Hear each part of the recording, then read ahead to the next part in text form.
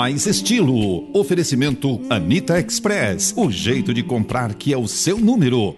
Bom, agora nós vamos falar de fimose. Isso é muito comum, né? Criança. Só opera quando criança, doutor?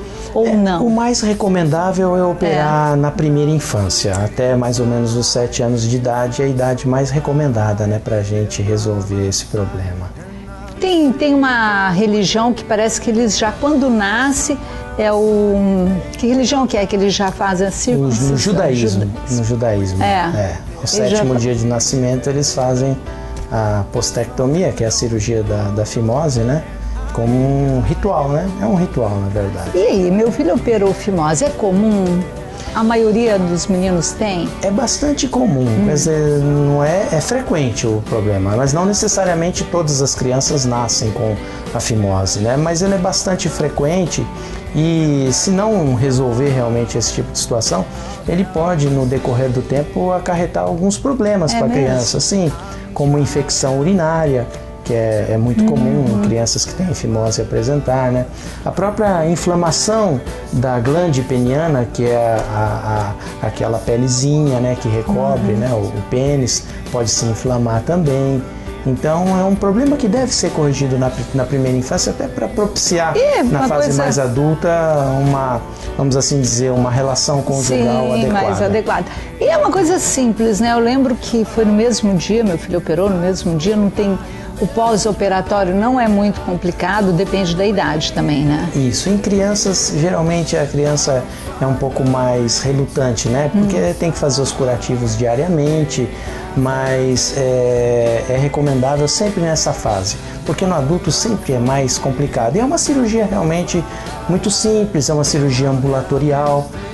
A gente faz somente uma sedação para o paciente e complementa com uma anestesia local, né? E o pós-operatório costuma ser bem tranquilo, sabe? Eu lembro. Tem uma outra situação que a gente está falando de criança, falou de infecção.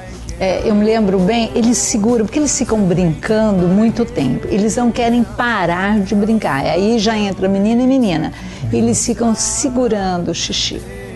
Ele segura. Segura, é um fator. E aí, isso pode acarretar problemas de saúde? Pode acarretar problema, porque veja bem, o ideal é sempre que ao primeiro desejo miccional, que é o desejo realmente de esvaziar a bexiga, a criança peça, né, a mãe, ou vá realmente fazer o esvaziamento da sua bexiga, porque essa urina que fica retida por muito tempo dentro da bexiga, ela pode propiciar a infecção, né? E sempre por trás da infecção outros problemas podem advir, né? Seria cistite? A infecção urinária conhecida como cistite. E a mãe tem que prestar muita atenção também na criança que já é mais...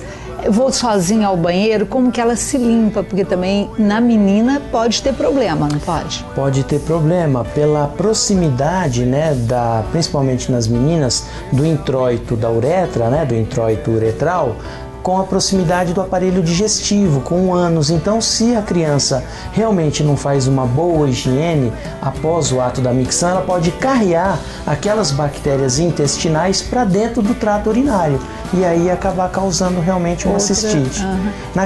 No menino já não, no menino não é, mas na menina realmente às vezes a gente tem que orientar muito bem ela para que não ocorra esse tipo de situação.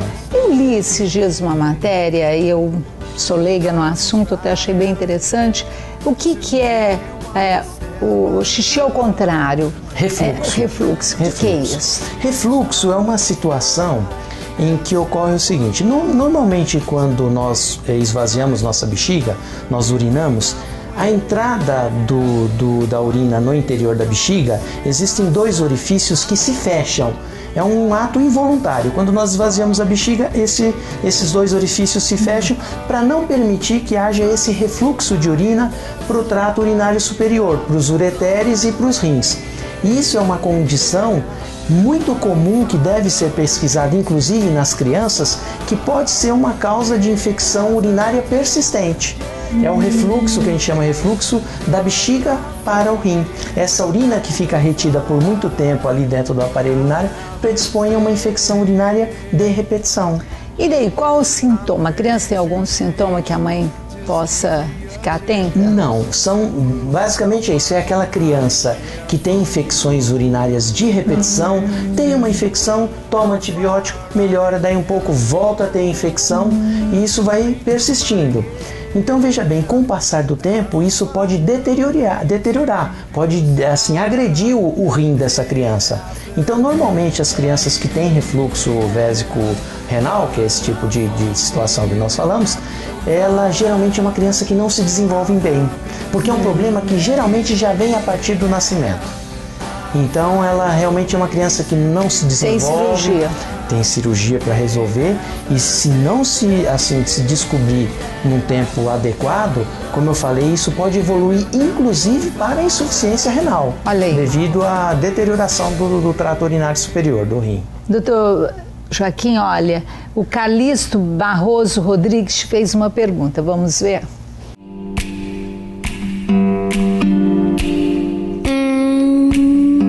A minha pergunta é: em caso de aparecimento de fimose em uma criança, qual é o procedimento que os pais devem tomar?